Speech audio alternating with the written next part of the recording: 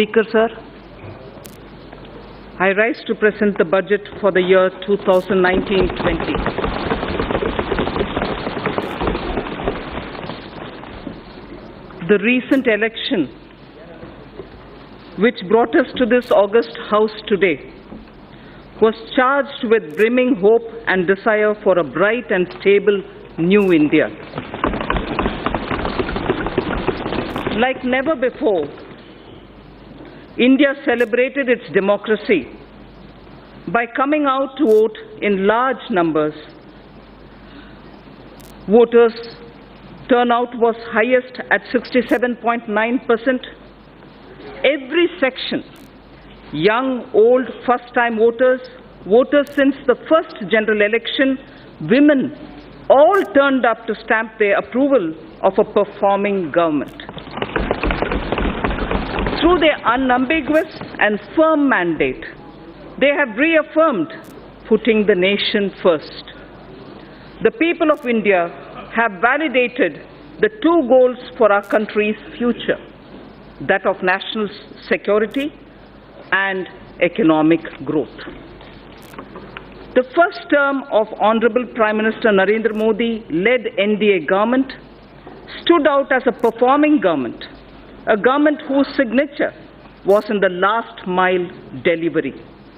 Between 2014 and 19, we provided a rejuvenated center-stage dynamic, cooperative federalism, GST Council, and a strident commitment to fiscal discipline. We had set the ball rolling for a new India, planned and assisted by the Niti Aayog, a broad-based think tank.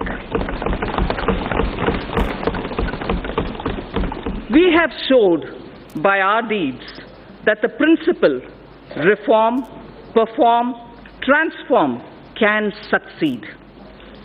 On many programs and initiatives, we had worked on unprecedented scale.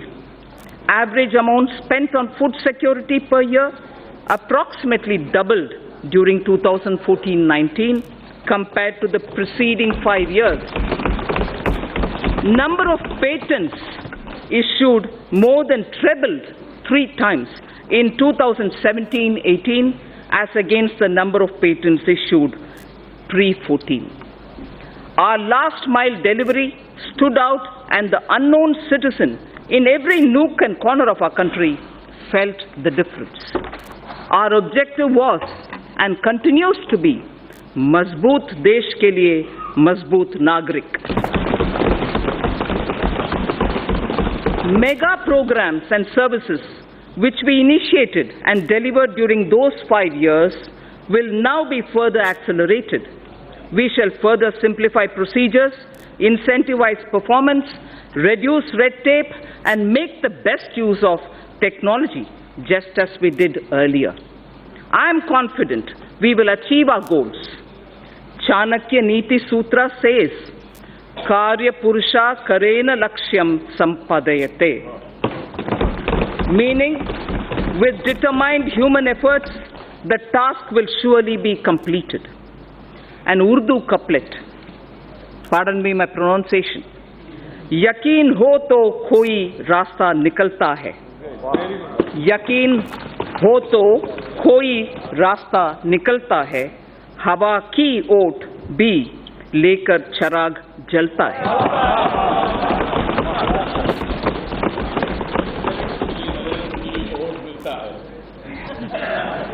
Vision for the decade. Our economy was at approximately $1.85 trillion when we formed the government in 2014. Within 5 years, it has reached $2.7 trillion. Hence, it is well within our capacity to reach the $5 trillion in the next few years. In the interim budget of 2019-20 presented in February 2019, we gave ourselves a vision for the decade. I flag here the 10 points of our vision laid before us.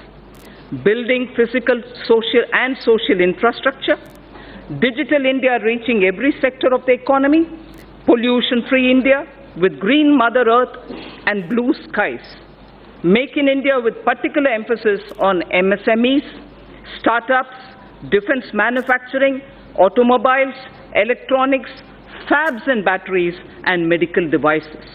Water, water management, clean rivers. Blue economy, space programs, Gaganyaan, Chandrayaan, and satellite programs. Self-sufficiency and export of food grains, pulses, oil seeds, fruits and vegetables. Healthy society, Ayushman Bharat, well-nourished women and children, safety of citizens. Team India with Jan Bhagidari. Minimum government, maximum governance. These were the vision we set before ourselves. With this vision set before us, with the mandate given by its people, we are determined to take India to that height that it richly deserves. I strongly believe that with the clear-headed leadership of Honorable Prime Minister, we can achieve our goal. So what are the plans to reach the 5 trillion economy? The Indian economy will grow to become a $3 trillion economy in the current year itself. It is now the 6th largest in the world. 5 years ago, it was at the 11th position. In purchasing power parity terms, we are in fact the 3rd largest economy already, only next to China and the USA. To attain this and more, we need to continue undertaking many structural reforms. In the last 5 years, we saw many big reforms, in particular, indirect taxation, bankruptcy, and real estate. While these reforms were happening here in the Parliament, the common man's life was being changed through mudra, loans, to help him to do his business, and through several programs, it was being ensured that his or her kitchen had become smokeless. His or her house got electricity connection, and women's dignity was respected with the provision of toilets in home. The common man was served even as a major transformational reforms were being rolled out. And for this to continue, we need to invest heavily in infrastructure, in digital economy, and on job creation in small and medium firms. Respected Speaker, sir, it took us over 55 years for the Indian economy to reach $1 trillion. But when the country and her people's hearts are filled with Asha, Vishwas, and Akanksha, that is, when the hearts are filled with hope, trust and aspirations, we, in just 5 years, added $1 trillion. As I said, today we are nearing a $3 trillion level. So when we aspire to reach a $5 trillion level, many wonder if it's possible. If we can appreciate our citizens' purusharth or their goals of human spirit or pursuit, filled with the inherent desire to progress, led by the dedicated leadership present in this House, the target is eminently achievable. All of India's private sector industries, small, medium, or large, have played a substantial role in growing our economy. I recall the words of an eminent industry leader who said that his company's growth has always aligned itself with India's growth, before and post-independence. So if before independence, India Inc. understood Swadeshi, today they understand Make in India. We do not look down upon legitimate profit earning. Gone are the days of policy paralysis and license quota control regimes. India Inc. are India's job creators. They are the nation's wealth creators. Together with mutual trust, we can gain, catalyze fast, and attain sustained growth. I wish to propose a number of initiatives as part of a framework for kick-starting the virtuous cycle of domestic and foreign investments. Connectivity is the lifeblood of our economy. The government has given a massive push to all forms of physical connectivity through Pradhan Mantri Gram Sadak Yojana, industrial corridors, dedicated freight corridors, Bharatmala and Sagarmala projects, Jal Marg Vikas and Udan schemes. While the industrial corridors would improve infrastructure availability, physical connectivity, industrial investment in the catchment region, Yojana, the dedicated freight corridors would mitigate the congestion of a railway network and Sagarmala common man. Jal Marg ambitious program and Udan of Bharatmala, while the industrial corridors would improve infrastructure availability and physical connectivity, Sagarmala would enhance port connectivity, modernization and port-linked industrialization.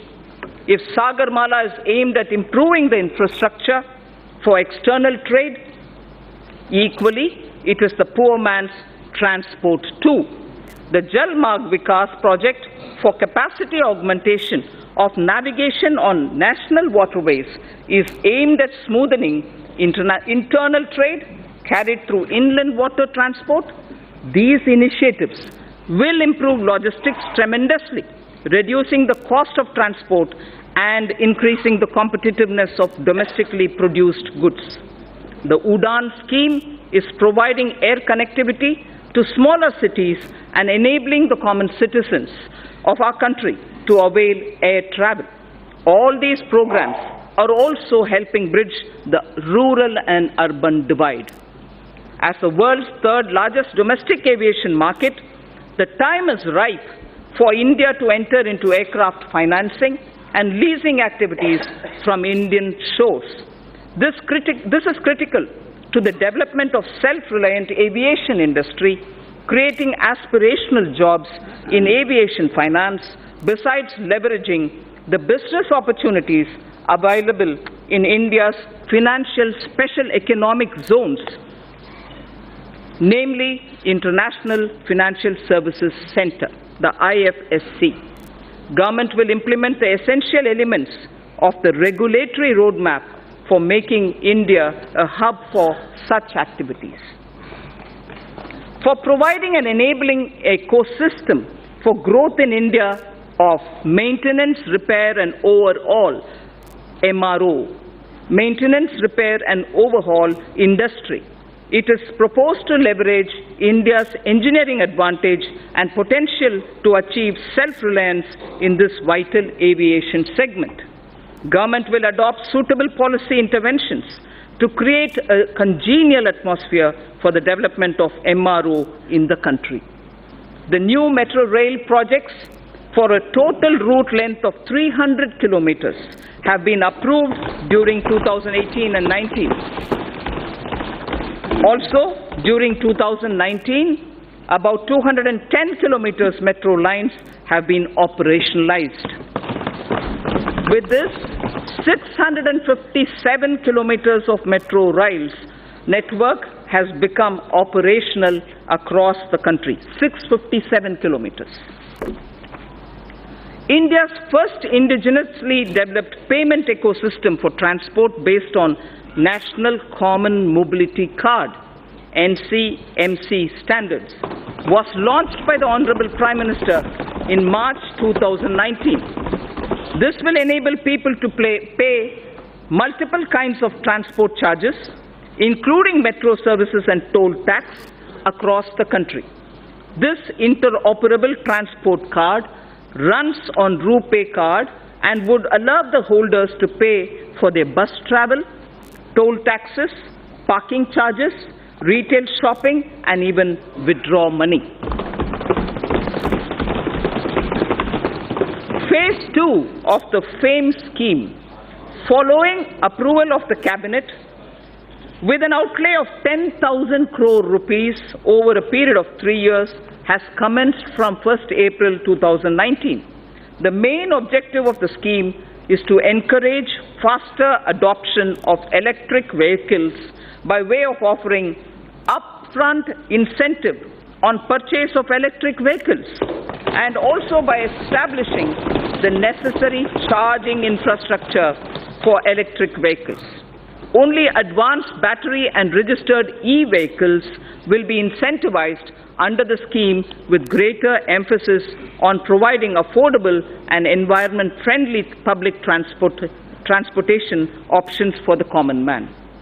The government will carry out a comprehensive restructuring of National Highway Program to ensure that the National Highway Grid of desirable length and capacity is created using financiable model. After completing the phase 1 of Bharatmala, in the second phase, states will be helped to develop state road networks. We need to develop our inland waterways to shift a significant portion of inland cargo movement from road and rail.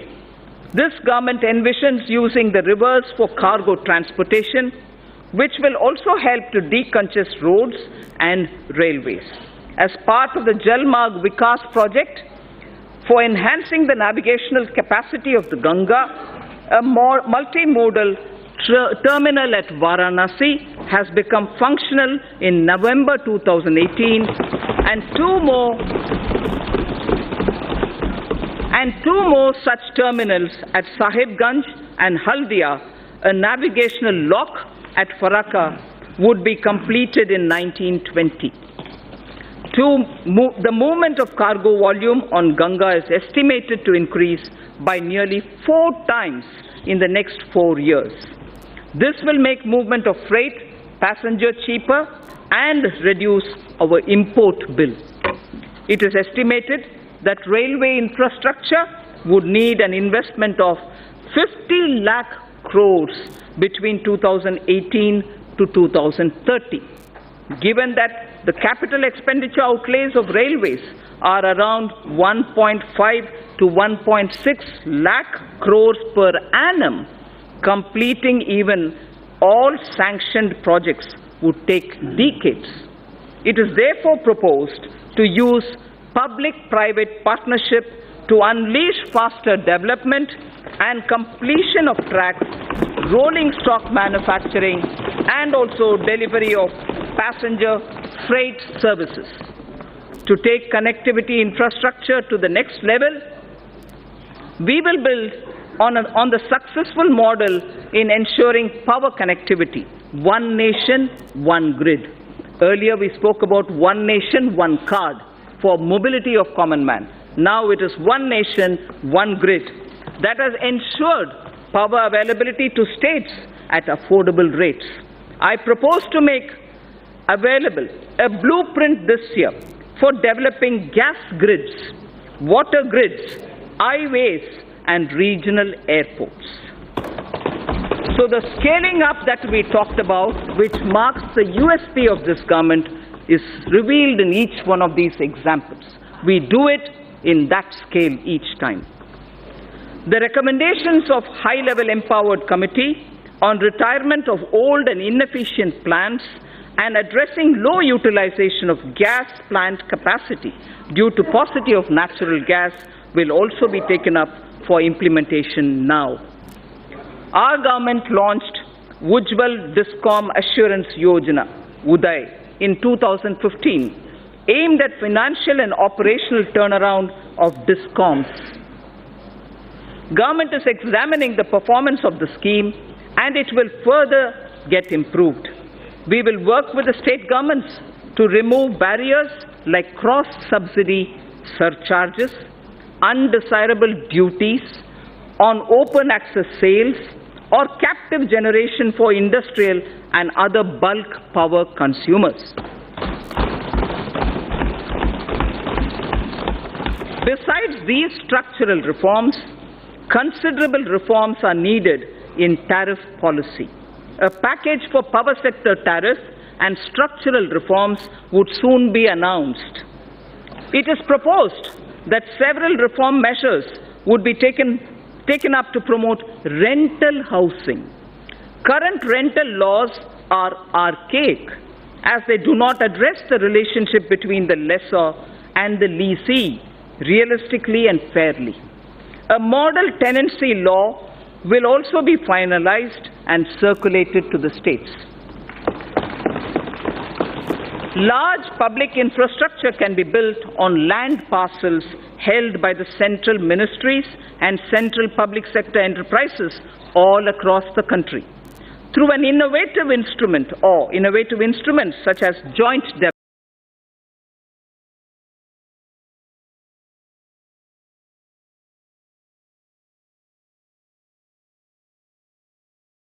development and dedicated online portal.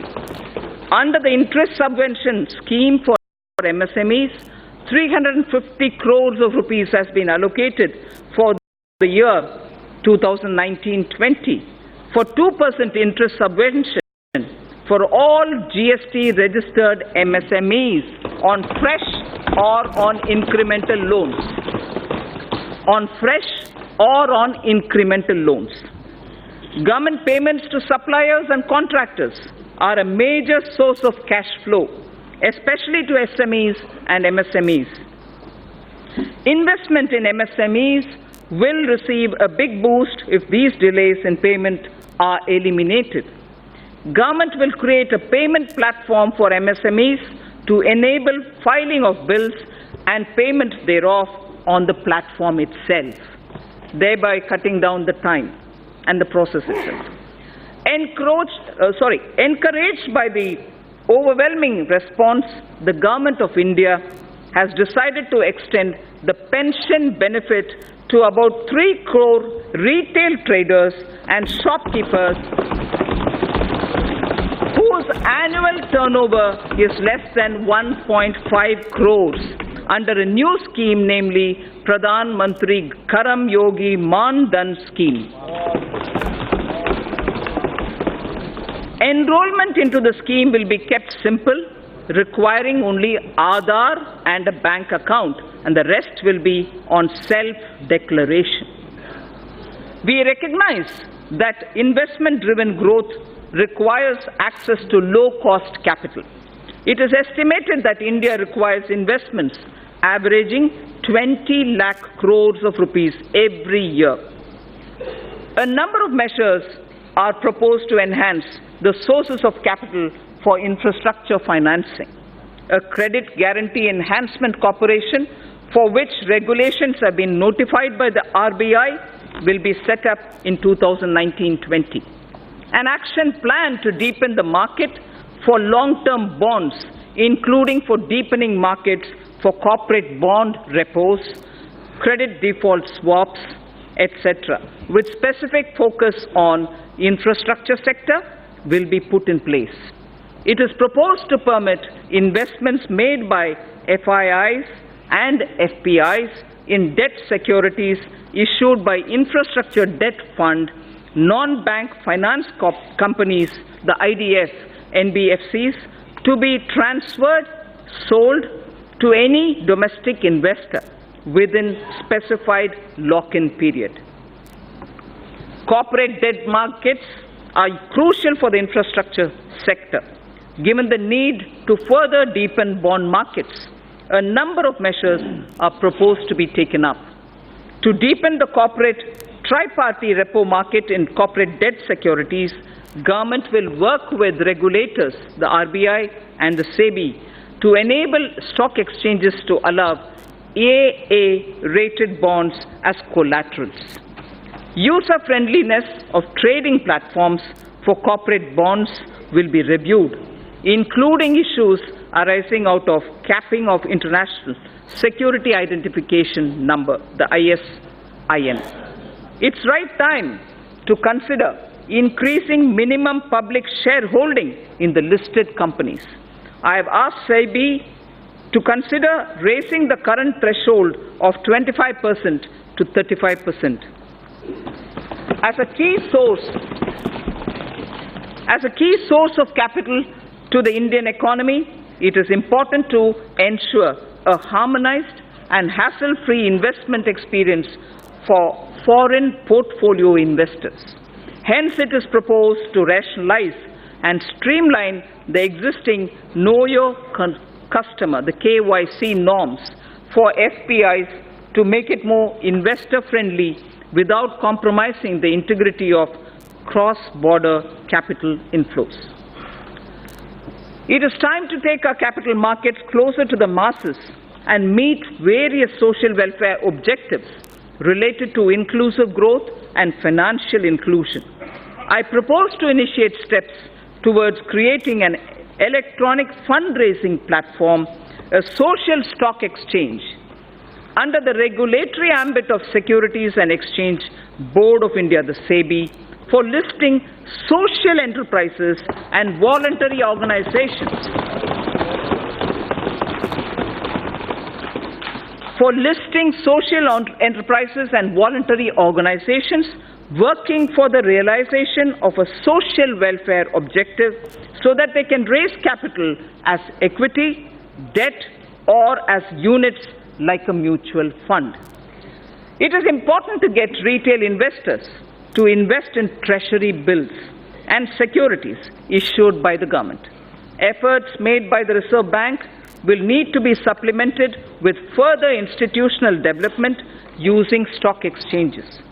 For this purpose, interoperability of RBI depositories and SEBI depositories would be necessary to bring about seamless transfer of treasury bills and government securities between RBI and depository ledgers, and for enabling this, the government will take up necessary measures in this regard in consultation with RBI and the SEBI. FDI inflows into India have remained robust despite global headwinds. Speaker, sir, global foreign direct investment flows slid by 13% in 2018 to 1.3 trillion US dollars from 1.5 trillion in the previous year, the third consecutive annual decline according to the UNCTAD's UNCTAD's World Investment Report in 2019. This is India's FDI flows in 2018-19 remained strong. If that was the global picture, India's inflows in 18-19 remained strong at 64.37 billion US dollars, marking a 6% growth over the previous year.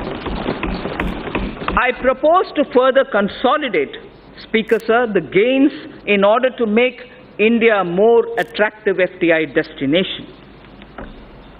A, the government will examine suggestions of further opening up of FDI in aviation, in media, animation, ABGC, and insurance sectors in consultation with all stakeholders.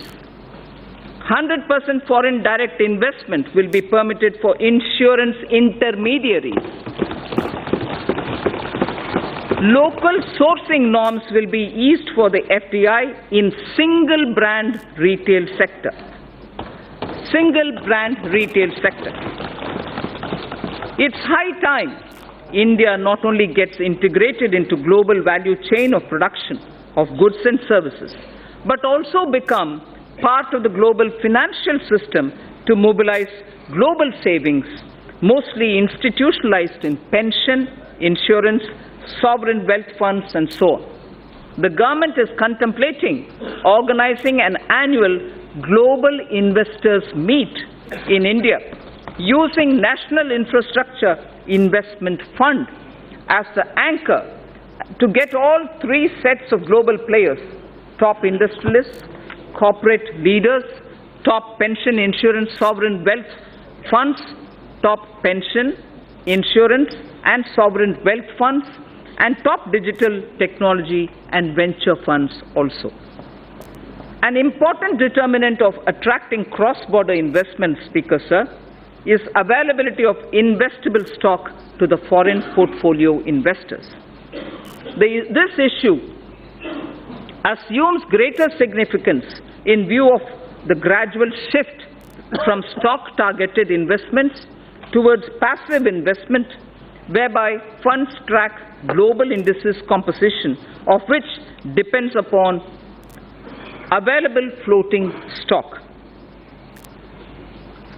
Accordingly, I propose to increase the statutory limit for FBI investment in a company from 24% to sectoral foreign investment limit, with option given to the concerned corporates to limit it to a lower threshold. FPIs will be permitted to subscribe to listed debt securities issued by the REITs or the InvITs. Even though India is the world's top remittance recipient, NRI investment in Indian capital markets is comparatively less. With a view to provide NRIs with seamless access to Indian equities, I propose to merge the NRI portfolio investment scheme route with the foreign portfolio investment route. New and innovative financial instruments have been launched in the last 5 years, like Infrastructure Investment Trust, the InvITs which I referred to a minute ago, Real Estate Investment Trust, the REITs which I referred to a minute ago, as well as models like Toll Operate Transfer, the TOT, as part of the Brownfield Asset Modernization strategy for augmenting infrastructure investment.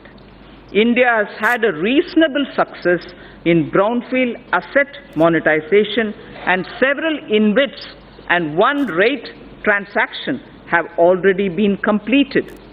Additionally, the National Highways Authority, NHAI, carried out one TOT transaction as well.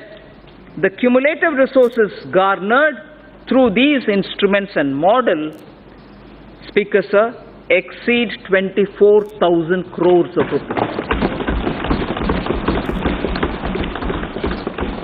India has emerged as a major space power with the technology and ability to launch satellites and other space products at globally low-cost level. Time has come to harness this ability commercially. A public sector enterprise, namely New Space India Limited, NSIL, has been incorporated as a new commercial arm of the Department of Space to tap the benefits of the research and development carried out by ISRO, Indian Space Research Organization.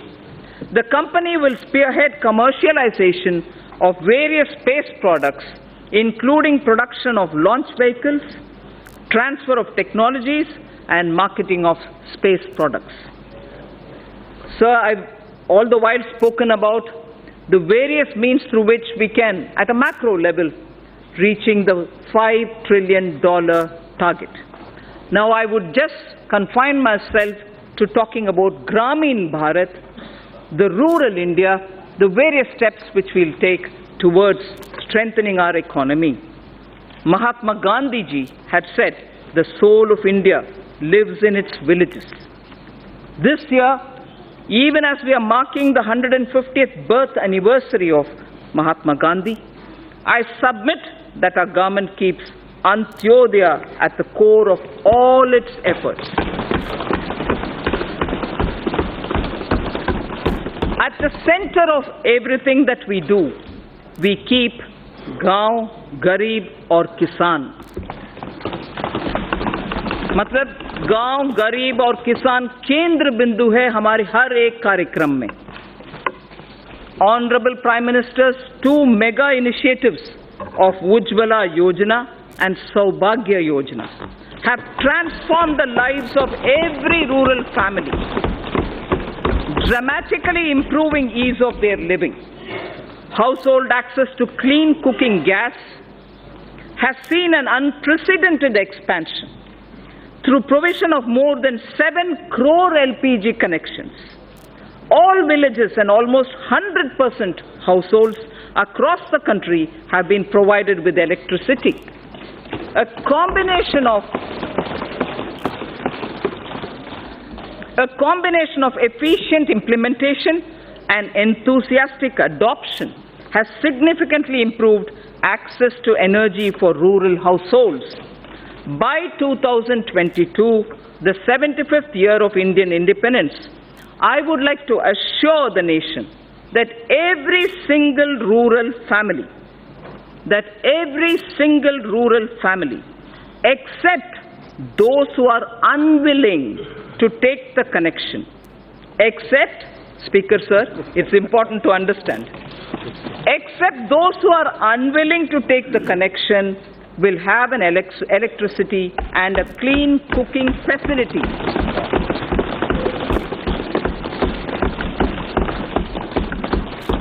Pradhan Mantri Awas Yojana, Gramin, aims to achieve the objective of housing for all by 2022. A total of 1.5 crore rural homes have been completed in the last 5 years. In the second phase of PMAY Gramin, during 2019-20 to 2021-22, 1.95 crore houses, 1.95 crore houses are proposed to be provided to the eligible beneficiaries. These houses are also being provided with amenities like toilets, electricity, and LPG connections.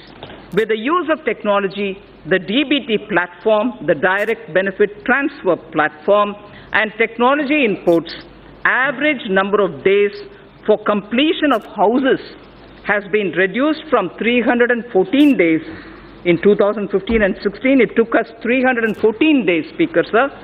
Now it is only 114 days.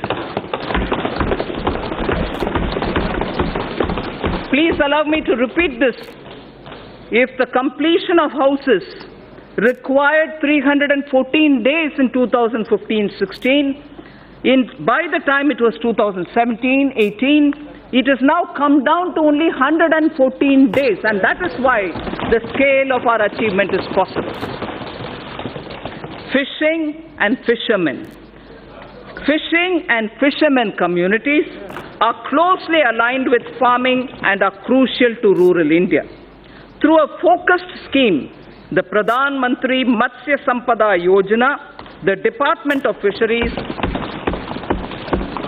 will establish a robust fisheries management framework. This will address critical gaps in the value chain, including infrastructure modernization, traceability, production, productivity, post-harvest management, and quality control. Pradhan Mantri Gram Sadak Yojana has brought many socio-economic gains in the rural areas. To accelerate the speed of achieving universal connectivity of eligible habitations, the target of connecting the eligible and feasible habitations was advanced from 2022 to 2019 itself. I am happy to inform that all-weather connectivity has now been provided to over 97% of all such habitations. This has been possible by maintaining a high pace of road construction of 130 to 135 kilometers per day in the last 1,000 days. Committed to the agenda of sustainable development, 30,000 kilometers of Pradhan Mantri Gram Sadak Yojana roads have been built using green technology, waste plastic, and cold mix technology, thereby reducing the carbon footprint. With the changing economic scenario, it is important to upgrade roads connecting villages to the rural markets. For this, Pradhan Mantri Gram Sadak Yojana Phase 3 is envisaged to upgrade 1,25,000 kilometers of road length over the next 5 years, with an estimated cost of 80,250 crores of rupees. 1,25,000 kilometers of roads will be upgraded under Pradhan Mantri Gram Sadak Yojana Phase 3, and the amount estimated for this is 80,250 crores. Considering the fact that majority of people still live in villages and depend on agriculture and traditional industries, the scheme of Fund for Upgradation and Regeneration of Traditional Industries, SFURTI, Spurti is it, aims to set up more common facility centers to facilitate cluster-based development to make the traditional industries more productive, profitable, and capable for generating sustained employment opportunities. The focus sectors are bamboo, honey, and khadi clusters. The SFURTI envisions setting up of 100 new clusters during 2019-20, which should enable 50,000 artisans to join the economic value chain. Further, to improve the technology of such industries, the Scheme for Promotion of Innovation, Rural Industry and Entrepreneurship, ASPIRE, has been consolidated for setting up of livelihood business incubators and technology business incubators. The scheme contemplates to set up 80 livelihood business incubators and 20 technology business incubators in 2019-20 to develop 75,000 skilled entrepreneurs in agro-rural industry sectors. We will invest widely in agricultural infrastructure. Speaker, sir, we will support private entrepreneurship in driving value addition to farmers' produce from the field and from those from allied activities too, like bamboo, like timber from the hedges, and also for generating renewable energy. अन्नदाता क्यों ऊर्जा दाता बना नहीं सकते? अन्नदाता ऊर्जा दाता बनाने के लिए बहुत सारे हमारे प्रोग्राम्स हैं. Daring through cooperatives shall also be encouraged by creating infrastructure for cattle feed manufacturing, milk procurement, processing and marketing. Speaker, sir, I place my appreciation for our farmers who have made India self-sufficient in pulses. दलहन के revolution जो हमारे किसान ने किया है, पिछले 1.5 साल में किया है, उसके लिए उनको मैं बधाई देना चाहती हूँ. I am sure they will repeat such a success even in the production of oil seed. तिलहन में भी हम उम्मीद रखते हैं हमारे किसान ऐसे ही सफलता पाएंगे. Our import bill shall be reduced by their seva. We also hope to form 10,000 new farmer producer organizations. That will ensure economies of scale for farmers over the next 5 years. The government will work with state governments to allow farmers to benefit from e-NAM. The Agricultural Produce Marketing Cooperatives Act should not hamper farmers from getting a fair price for their produce. Ease of doing business and ease of living both should apply to farmers too.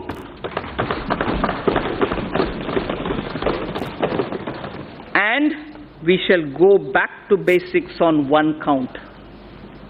Speaker, sir, I would like to draw your attention.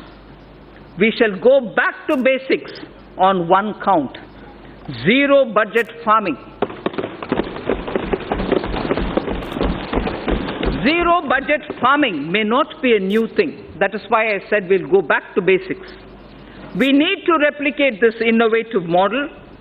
Some states have already tried somewhat. We need to replicate this innovative model through which, in a few states, farmers are already being trained in this practice. Steps such as this can help in doubling our farmers' income in time for our 75th year of independence.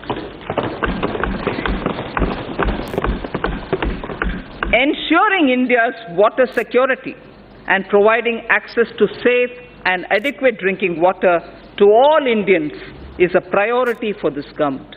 A major step in this direction has been constitution of the Jal Shakti Mantralaya, integrating the Ministry of Water Resources, River Development and Ganga Regeneration and the Ministry of Drinking Water and Sanitation. This was done by integrating these many ministries and departments. This new Mantralaya will look at the management of our water resources and water supply in an integrated and holistic manner and will work with states to ensure Har Ghar Jal. Har Ghar Jal to all rural households by 2024 under the Jal Jeevan Mission.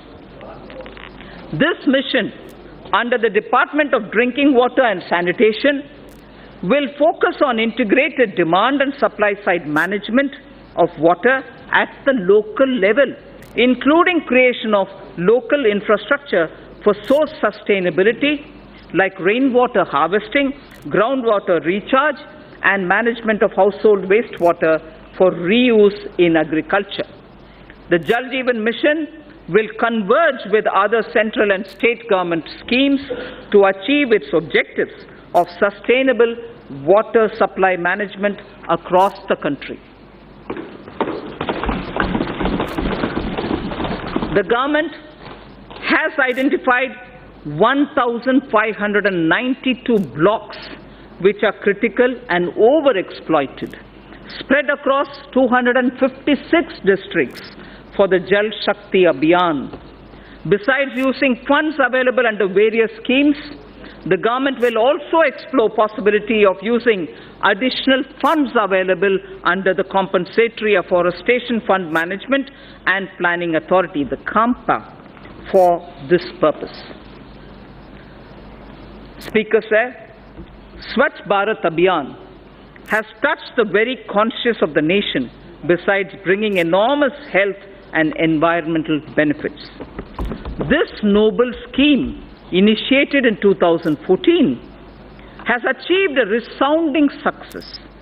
9.6 crore toilets have been constructed.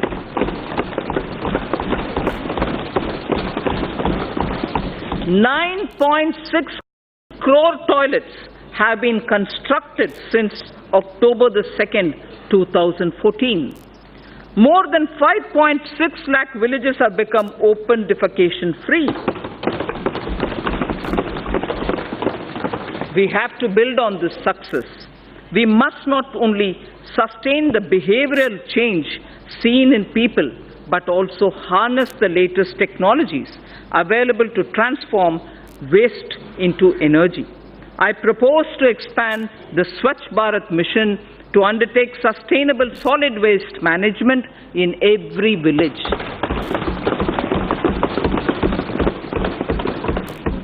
Under the Pradhan Mantri Gramin Digital Saksharata Abhiyan, over 2 crore rural Indians, under the Pradhan Mantri Gramin Digital Saksharata Abhiyan, over 2 crore rural Indians have so far been made digitally literate. To bridge rural-urban digital divide, BharatNet is targeting internet connectivity in local bodies in every panchayat in the country. This will be speeded up with assistance from Universal Service Obligation Fund under the Public-Private Partnership Arrangement. Speaker, sir, till now I focused on some specific features in order that our rural India, Gramin Bharat ke liye. Now I will focus on Shahri Bharat, urban India. This government sees the rapid urbanization of India as an opportunity rather than a challenge.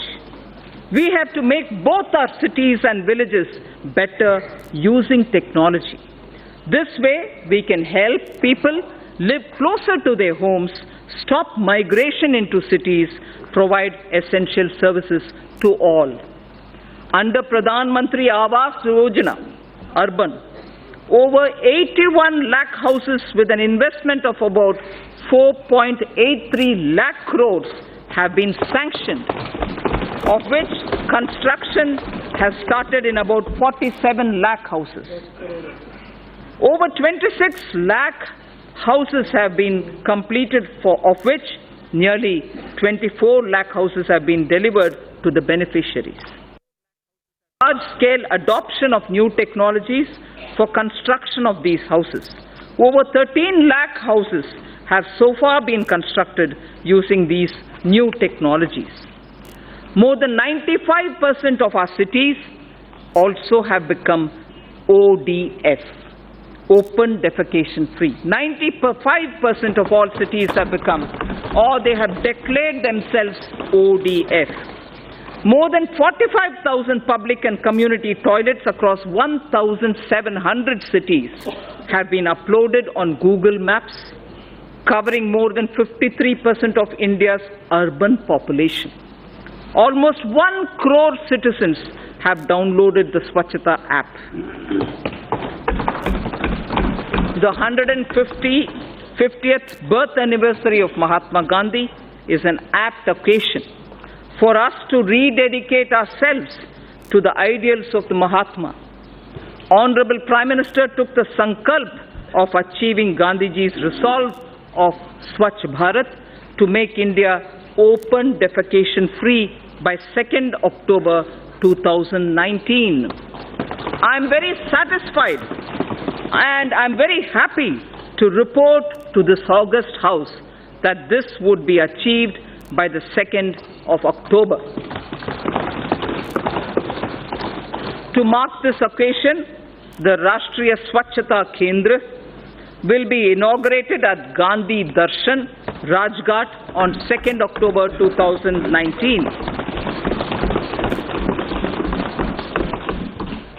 A Gandhipedia, like encyclopedia on Gandhi, a Gandhipedia is also being developed by National Council for Science Museums to sensitize youth and society at large about positive Gandhian values. Indian Railways suburban and long-distance services do a phenomenal task in cities like Mumbai and smaller cities. Railways will be encouraged to invest more in suburban railways through special purpose vehicle structures like rapid regional transport system proposed on the Delhi Meerut route. I propose to enhance the metro railway initiatives by encouraging more PPP initiatives and ensuring completion of sanctioned works while supporting transit-oriented development to ensure commercial activity around transit hubs. We are in the process of completing the dedicated freight corridor project that will free up some of the existing railway network for passenger trains. Speaker, sir, allow me now to speak on the youth of India. The government will bring in a new national educational policy to transform India's higher education system to one of the global best education systems. The new policy proposes major changes in both school and higher education, among others, better governance systems, and brings greater focus on research and innovation. We propose to establish a national research foundation to fund, to coordinate, and to promote research in the country. NRF, or the National Research Foundation, will assimilate the research grants being given by various ministries independent of each other.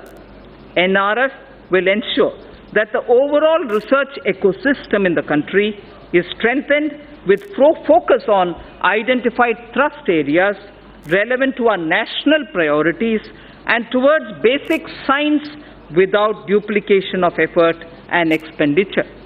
We would work out a very progressive and research-oriented structure for the NRF itself. the funds available with all ministries will be integrated in NRS. This would be adequately supplemented with additional funds. Massive online open courses through Swayam initiative have helped bridge the digital divide for the disadvantaged section of our student community. To upgrade the quality of teaching, the Global Initiative of Academic Networks, GYAN, program in higher education was started, aimed at tapping the global pool of scientists and researchers. The imprint or impacting research innovation and technology scheme began as Pan IIT and IISc joint initiative to develop a roadmap for research to solve major engineering and technology challenges in selected domains needed by the country. Higher educational institutions are becoming the centers of innovation. These initiatives have upgraded the quality of education. There was not a single Indian institution in the top 200 in the world university rankings 5 years back. I repeat, there was not a single Indian institution in the top 200 in the world university rankings for 5 years back. Due to the concentrated efforts and concerted efforts by our institutions to boost their standards and also to project their credentials better, we have now 3 institutions, 2 IITs and IISc Bangalore in the top 200 institutional bracket. This is a window open now thanks to all our efforts. We will continue making concerted efforts to improve the performance of our institutions of higher learning.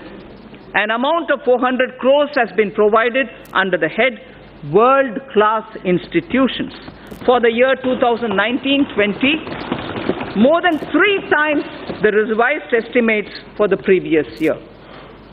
More than 3 times the revised estimates of the previous year. India has the potential to become a hub of higher education. I therefore propose to start a program, Study in India, that will focus on bringing foreign students to India in our higher educational institutions. The regulatory systems of higher education would be reformed comprehensively to promote greater autonomy and focus on better academic outcomes.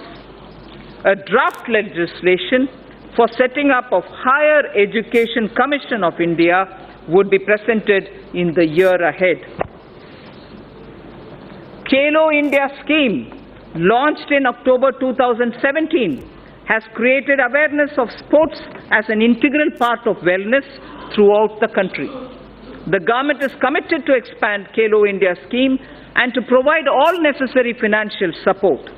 To popularize sports at all levels, a national sports education board for development of sportspersons would be set up under Khelo India scheme. So, Speaker, this government recognizes and follows the teachings of Lord Bashveshwara. This government recognizes and follows the teachings of Lord Basaveshwara, in particular the principle of Kayaka and Dasoha. Implementing Kayakeva Kailasa, the government enables about 10 million youth to take up industry-relevant skill training through the Pradhan Mantri Kaushal Vikas Yojana. This is helping to create a large pool of skilled manpower with speed and high standards. Demographic trends worldwide show that major economies will face severe labor shortages in the future. To prepare our youth to also take up jobs overseas, we will increase focus on skill sets needed abroad, including language training.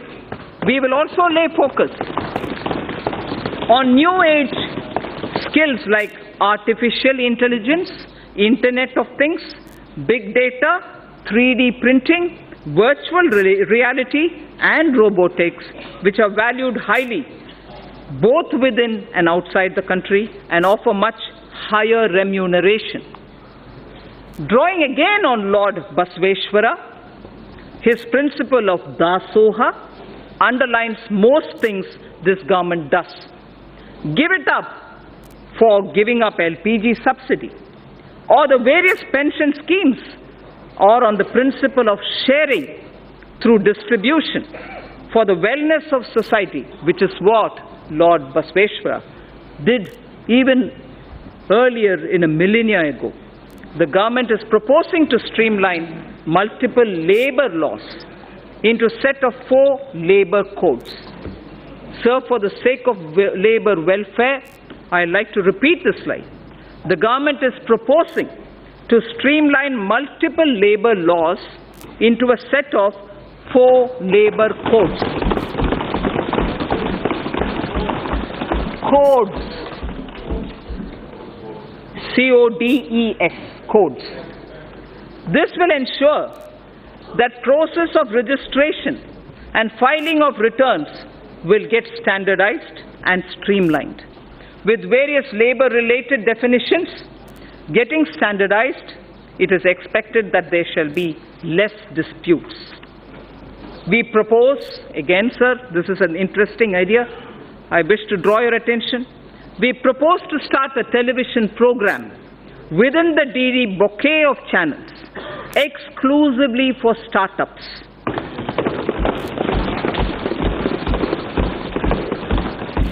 This shall serve as a platform for promoting startups, discussing issues affecting their growth, matchmaking with venture capitalists, and for funding and tax planning. This channel shall be designed and executed by startups themselves. Later, in the speech, I shall deal with taxation matters of the startups. So, Stand Up India scheme has delivered enormous benefits. The country is witnessing emergence of thousands of entrepreneurs, from women and also from scheduled caste and scheduled tribes. Most of them assisted to set up their own businesses and industry, with capital provided under the Stand Up India scheme. Considering the beneficial results of the scheme and strong demand for its continuance by the SC and ST communities themselves, the scheme would now be continued for the entire period coinciding with the 15th Finance Commission, that is 2020 to 2025. The banks will provide financial assistance for demand-based businesses, including, for example, for acquisition of scavenging machines and robots. Sir, Speaker, the Stand Up India scheme has made human dignity and self-esteem to go up. Kayakeva Kailasa, I said earlier, and I repeat, the Ministry of Petroleum and Natural Gas has enabled SC and ST entrepreneurs in providing bulk LPG transportation contracts to them. In a matter of 2 years, over 300 entrepreneurs have emerged as a result of the stand-up scheme. Machines and robots have been deployed to do scavenging, which also saved the manual scavengers their dignity. The synthesis between stand-up and start-up, with commercial banks playing the catalyst, has brought this transformational change. Sir, now I shall concentrate a few paragraphs on ease of living. After all, everything that this government does with the principle of minimum government, maximum governance is aimed at getting ordinary citizens' life a bit easier. So the ease of living is a very important principle. This government aims to bring greater ease of living in the lives of its citizens. Digital payments are gaining acceptance everywhere, including by the government. Use of technology is an effective way to ensure this. Pradhan Mantri Shram Yogi Man Dhan was launched on 5th March 2019 by the Honorable Prime Minister in Ahmedabad. The scheme aims at providing 3,000 rupees per month as pension on attaining the age of 60 to crores of workers in unorganized and informal sectors. About 30 lakh workers have already joined the scheme.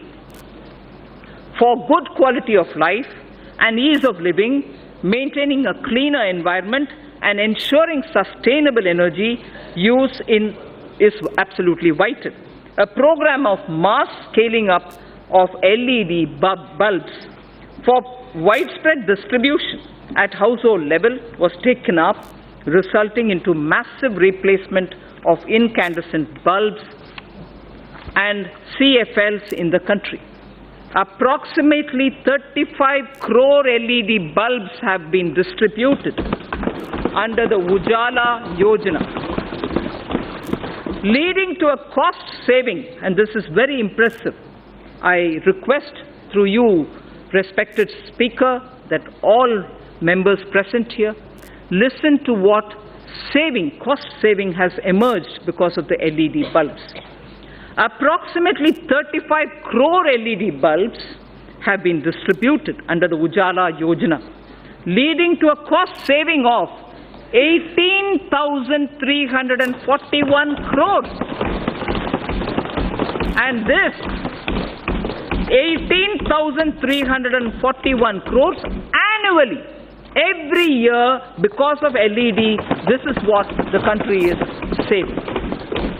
It is going to be free of incandescent, India is going to be free of incandescent bulbs, and CFL use has already become minuscule. We will use the approach of mission LED bulb method to promote the use of solar stoves and battery chargers in the country. To make railway travel a pleasant and satisfying experience to the common citizen, again, ease of living, we will launch a massive program of railway station modernization this year. Railway station modernization will be launched this year. Honorable Speaker, sir, I draw the attention to the women of India. Nari to Narayani.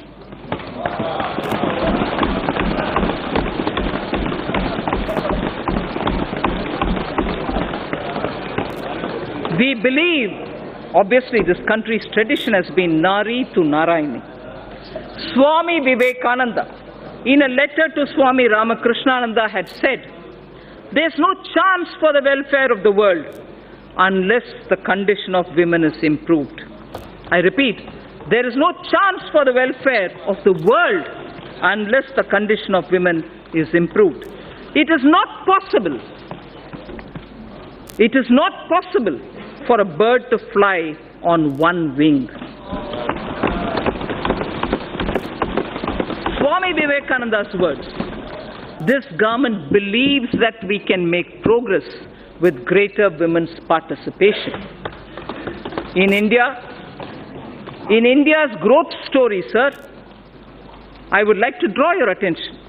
In India's growth story, particularly in the rural economy, Gramin Arthvyavastha mein, the role of women is a very sweet story.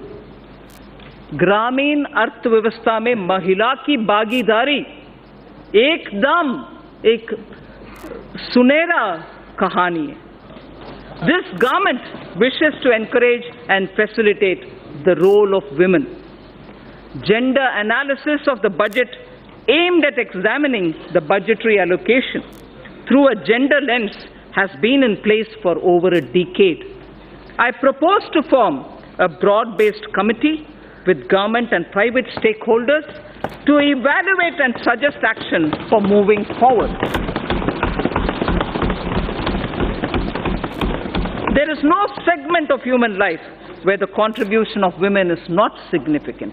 There is no segment where the contribution of women is not significant. This government firmly believes that the socio-economic transformation that is taking place particularly in the last decade, India's women's role and leadership is distinct. The recent elections have shown record turnout of women voters at par with men. Record turnout of women voters at par with men. We also have a record number of 78 women MPs here in this House. This reinforces our approach of going beyond just women-centric policy. I repeat, this reinforces our approach of going beyond just women-centric policy making to building women-led initiatives and movements. This government, Speaker Sir, has supported and encouraged women entrepreneurship through various schemes such as Mudra, Stand Up India, self-help group support, and so on. In order to further encourage women enterprises, I propose to expand the Women SHG Interest Subvention Program to all districts in India. Furthermore, for every verified woman SHG member having a Jan Dhan bank account, for every verified woman SHG member having a Jan Dhan account, an overdraft of 5,000 shall be allowed. Again, one woman in every SHG, which is spread all across the country, one woman in every SHG will also be made eligible for a loan up to 1 lakh under the Mudra scheme.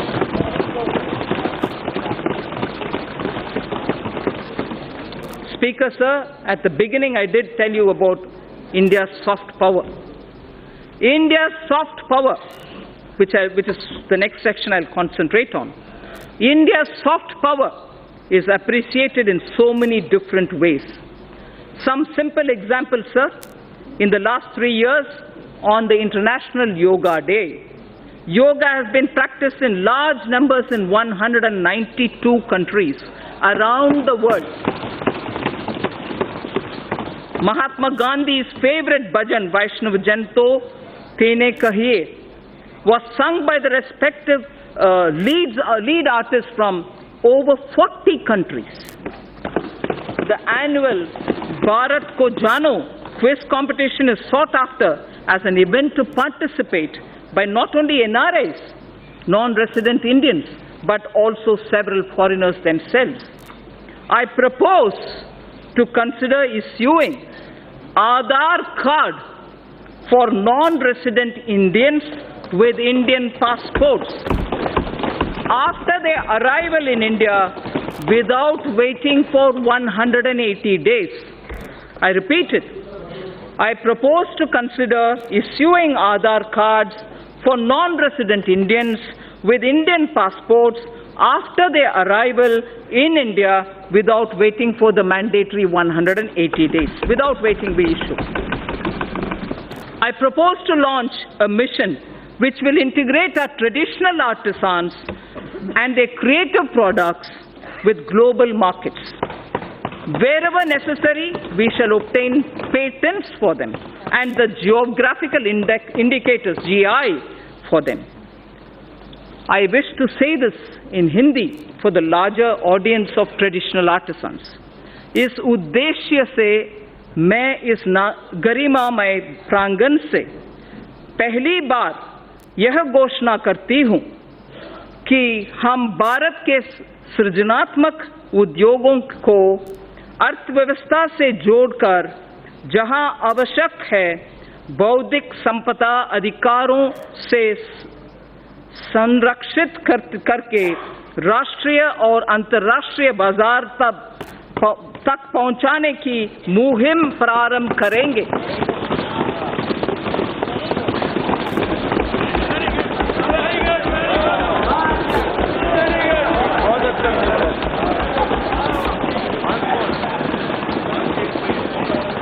To give further impetus to India's growing influence and leadership in the international community, government decided to open Indian embassies and high commissions abroad in countries where India does not have a resident diplomatic mission as yet. Accordingly, in March 2018, government approved opening of 18 new Indian diplomatic missions in Africa. 5 embassies have already been opened in Rwanda, Djibouti, Equatorial Guinea, Republic of Guinea, and Burkina Faso in the year 2018-19. Government intends to open another 4 embassies, new ones, in the year 2019-20. This will not only increase the footprint of India's overseas presence, but also enable us to provide better and more accessible public services, especially to the local Indian communities in these countries. In line with our ancient wisdom, India has always pursued a policy of economic cooperation with countries through bilateral and regional coordination. Indian Development Assistance Scheme, IDEAS, provides concessional financing for projects and contributes to infrastructure development and capacity building in the recipient developing countries. Mindful of our position as the 6th largest economy, we will look at alternative development models which include private sector equity, multilateral financing, contributions from corporates, non-residents, and so on. I propose to revamp the IDEA scheme during the current financial year. The government is developing 17 iconic tourism sites into world-class tourist destinations and to serve as a model to other tourism sites. The iconic tourism sites would enhance visitor experience, which would lead to increased visits of both domestic and international tourists at these destinations. With the objective of preserving rich tribal heritage, a digital repository is developed where documents of folk songs, photos and videos regarding their evolution, place of origin, lifestyle, architecture, education levels, skill sets, traditional art, folk dances, and other anthropological details of the tribes in India will be stored. The repository will further be enriched and strengthened as we go along. Speaker, sir, now I come to saying what we propose about the banking and the financial sector. Financial gains from cleaning of the banking system are now amply visible. NPAs, meaning non-performing assets, of commercial banks have reduced by over 1 lakh crore over the last year. Record recovery of over 4 lakh crore due to IBC and other measures has been effected in the last 4 years.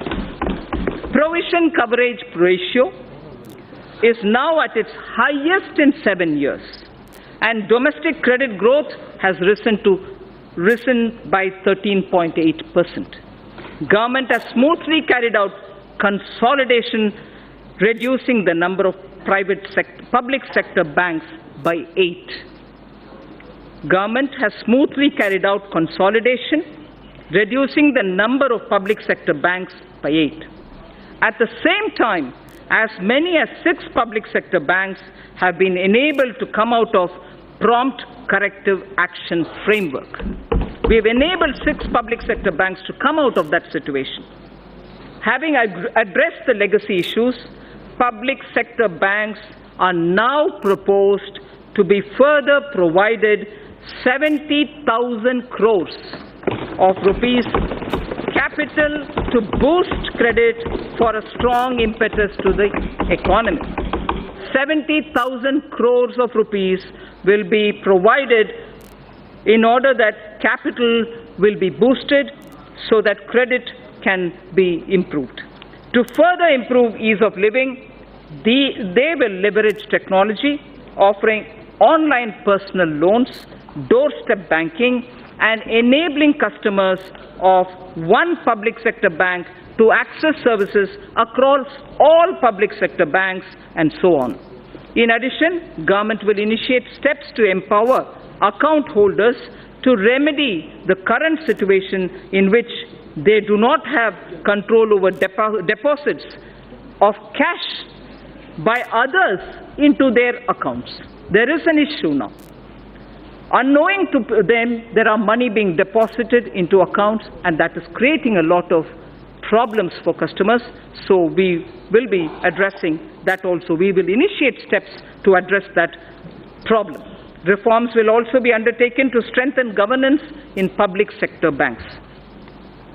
Non-banking financial companies are playing an extremely important role in sustaining consumption demand as well as capital formation in small and medium industrial segment. NBFCs that are fundamentally sound should continue to get funding from banks and mutual funds without being unduly risk-averse. For purchase of high-rated pooled assets of financially sound NBFCs amounting to a total of 1 lakh crore rupees during the current financial year, government will provide one-time 6 months partial credit guarantee to public sector banks for the first loss of up to 10%. I shall read this again. For the purchase of high-rated pooled assets of financially sound NBFCs amounting to a total of 1 lakh crores of rupees during the current financial year, government will provide one-time 6 months partial credit guarantee to public sector banks for first loss up to 10%. Further, Reserve Bank of India is the regulator of the NBFCs. However, RBI has limited regulatory authority over NBFCs. Appropriate proposals for strengthening the regulatory authority of RBI over NBFCs are being placed in the finance bill. NBFCs which do public placement of debt have to maintain a debenture redemption reserve. And in addition, a special reserve as required by RBI has also to be maintained. To allow NBFCs to raise funds in public issues, the requirement of creating a DRR, that is a debenture redemption reserve, which is currently applicable for only public issues as private placements are exempt, this will be done away with. To bring more participants, especially NBFCs not registered as NBFCs factor, on the TREDS platform, amendment in the Factoring Regulation Act 2011 is necessary, and steps will be taken to allow all NBFCs to directly participate on the TREDS platform. Efficient and conducive regulation of the housing sector is extremely important in our context. The National Housing Bank, besides being a refinancer and a lender, is also the regulator of the housing finance sector. This gives a somewhat conflicting and difficult mandate to the NHB. I am proposing to return the regulation authority over the housing finance sector from the NHB, National Housing Board, to the RBI. I am proposing to return the regulation authority over the housing finance sector from NHB to the RBI. Necessary proposals have been placed in the finance bill even for that. Government has announced its intention to invest 100 lakh crores in infrastructure over the next 5 years. 100 lakh crores for infrastructure over the next 5 years. To this end, it is proposed to set up an expert committee to study the current situation relating to long-term finance and our past experience with development finance institutions, and this committee shall recommend the structure and required flow of funds through development finance institutions.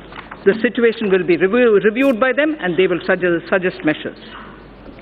Pension Fund Regulatory Development Authority, PFRDA, implements and regulates the National Pension System, the NPS, and Atal Pension Yojana through various intermediaries, including, inter alia, the NPS Trust, keeping in view the wider interest of the subscribers and to maintain arm's-length relationship of the NPS Trust with PFRDA.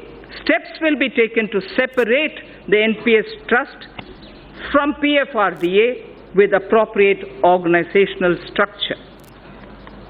To facilitate onshoring of international insurance transactions and to enable opening of branches by foreign reinsurers in the International Financial Service Center, it is proposed to reduce net owned fund requirement from 5,000 crores to 1,000 crores, 1,000 crores. I'll repeat that sentence, sir. To facilitate onshoring of international insurance transactions and to enable opening of branches by foreign reinsurers in the International Financial Services Center, it is proposed to reduce net owned fund requirement from 5,000 crores to 1,000 crores.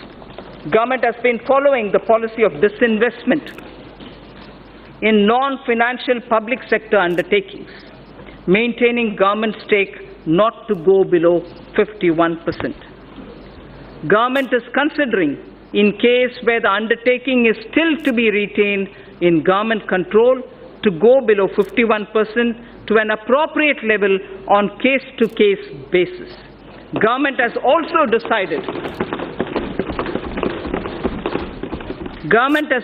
decided to modify present policy of retaining 51% government stake to retaining 51% stake inclusive of the stake of government-controlled institutions. Sir Speaker, in order to improve the capital flows into the Indian economy, it is important to align domestic corporate systems and practices with global ones. It is also appreciated that global finance movement in equity uses certain parameters to evaluate the stocks in which they choose to invest. The government intends to further encourage retail participation in CPSEs, which of late has shown very encouraging upward trend. In order to provide additional investment space, the government would realign its holding in CPSEs, including banks, to permit greater availability of its shares and to improve depth of its market. Strategic disinvestment of select CPSEs would continue to remain a priority of this government. In view of current macroeconomic parameters, government would not only reinitiate the process of strategic disinvestment of Air India, but would offer more CPSEs for strategic participation by the private sector. I repeat this sentence. Strategic disinvestment of select CPSEs would continue to remain a priority for this government. In view of current macroeconomic parameters, government would not only reinitiate the process of strategic disinvestment of Air India, but also would offer more CPSEs for strategic participation by the private sector. Government is setting an enhanced target of rupees 1,05,000 crore of disinvestment receipts for the financial year 2019-20. The government will undertake strategic sale of PSUs. The government will also continue to do consolidation of PSUs in the non-financial space as well. Sir, ETFs have proved to be an important investment opportunity for retail investors and has turned out to be a good instrument of Government of India's disinvestment program.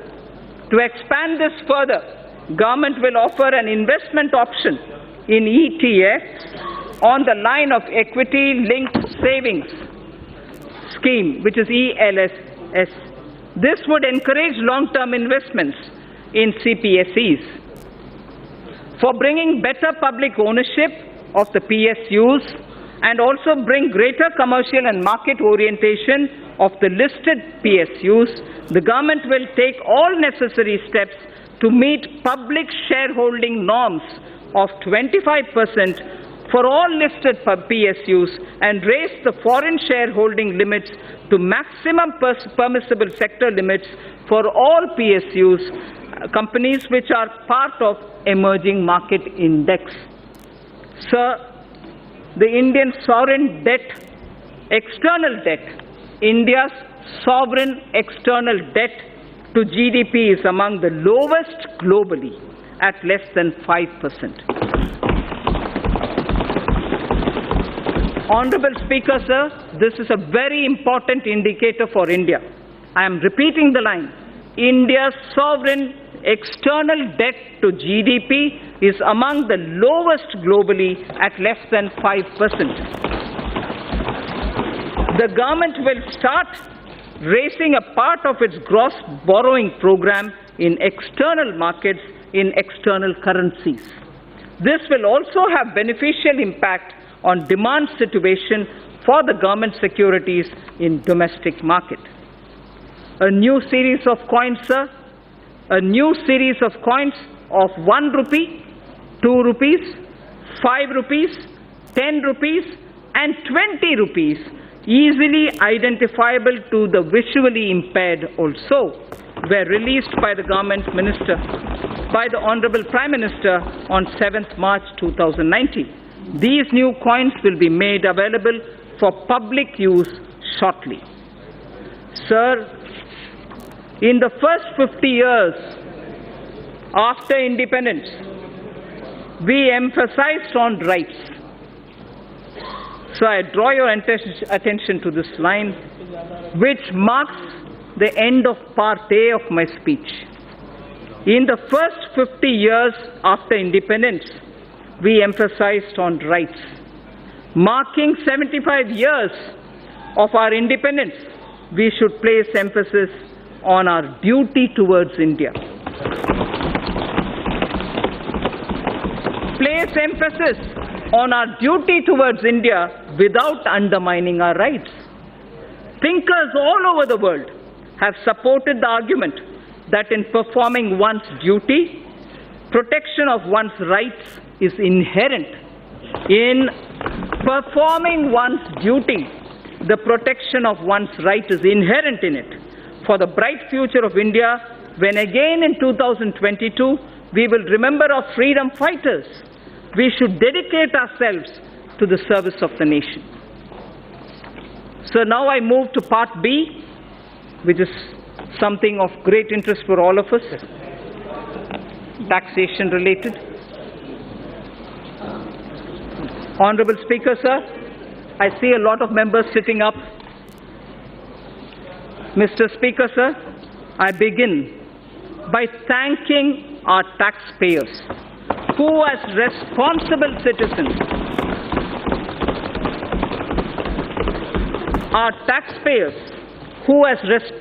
citizens, perform their duty by paying their taxes.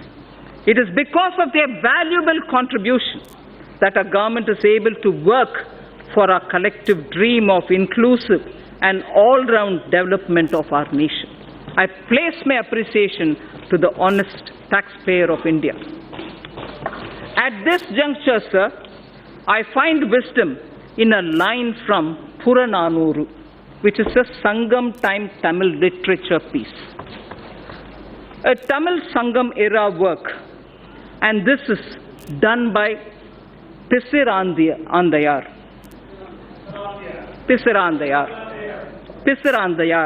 yes. The verse, Yanai Pugunda Nilam, a land into which elephant gets in. Yanai Pugunda Nilam. This was sung as an advice to the king, a Pandyan king, Pandyan Aruvudai Nambi. The king is Pandian Aruvudai Nambi, and Pisirandayar gives this advice to him. It's a long verse. I'm only picking up the first line, some line from the middle, and the end. Kai nel aruthu kavalang koline. Kai nel aruthu kavalang koline. Arivudai vendan neriyarindhu koline. Arivudai vendan neriyarindhu koline. Parivu taba edukkum pindam natchin. Parivu taba edukkum pindam natchin. Yanai pukka pulam pol. Yanai pukka pulam pola. Thanum unnan ulagamum kedume.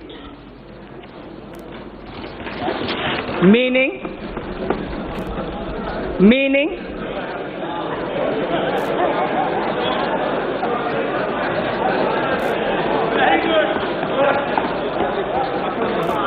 a few mounds of rice, just a few mounds of rice from paddy that is harvested from a small piece of land would be sufficient for the elephant.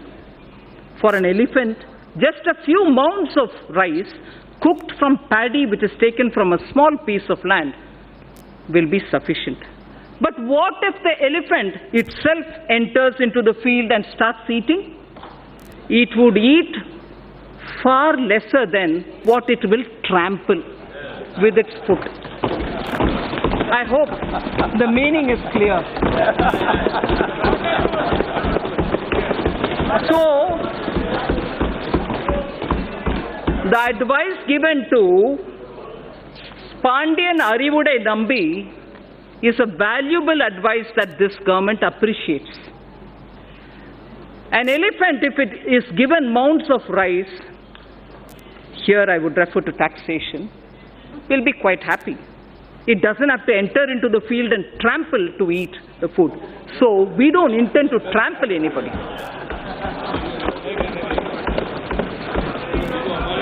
Sir, indirect taxes therefore, sir, Mr. Speaker, due to a slew of efforts taken by our government, the direct tax revenue has significantly increased over the past couple of years. It has increased by over 78% from 6.38 lakh crores in financial year 2013-14 to around 11.37 lakh crores in financial year 2018. From 6.38 lakh crores to 11.37 lakh crores between 13-14 and 18-19. It is now growing at double-digit rate every year. Let me recall, sir, and reiterate this government's effort over the past 5 years to alleviate the tax burden on small and medium income earners. This includes self-employed as well as small traders, salary earners, and senior citizens. Only when their annual taxable income exceeds 5 lakhs, only when their annual taxable income exceeds 5 lakhs, they are required to pay any income tax. The details of our efforts and achievements on this front during the past few years are given in the annexure to the speech. I am not going into the details of it. Speaker, sir, my tax proposals will aim to stimulate growth, incentivize affordable housing, and encourage startups by releasing the entrepreneurial spirit. It will also be geared towards promoting digital economy. I aim to simplify tax administration and bring greater transparency. So far as corporate tax is concerned, we continue with phased reduction in rates. Currently, a lower rate of 25% is only applicable to companies having annual turnover up to 250 crores. Currently, the lower rate of 25% is only applicable to companies having annual turnover of up to 250 crores. I propose to widen this to include all companies having an annual turnover of up to 400 crores. This will cover This will cover 99.3% of all the companies. Only 0.7% of companies will remain outside of this rate. So in order to boost economic growth and make in India, the government will launch a scheme to invite global companies through a transparent competitive bidding to set up mega manufacturing plants in sunrise and advanced technology areas such as semiconductor fabrication, solar photovoltaic cells, lithium storage batteries, solar electric charging infrastructure, computer servers, laptops, etc., and provide them investment-linked income tax exemptions under 35AD of the Income Tax Act and other indirect tax benefits. So, on electric vehicles. Considering our large consumer base, we aim to leapfrog and envision India as a global hub of manufacturing of electric vehicles. A global hub of manufacturing electric vehicles. Inclusion of solar storage batteries and charging infrastructure in the above scheme will boost our efforts.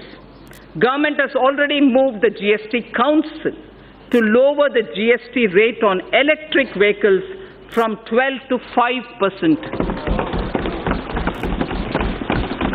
Also, to make electric vehicle affordable to consumers, our government will provide additional income tax deduction of 1.5 lakhs of rupees on the interest paid on loans taken to purchase electric vehicles. What does this mean? This amounts to a benefit of 2.5 lakh crores over the loan period to the taxpayer who takes loans to purchase electric vehicles.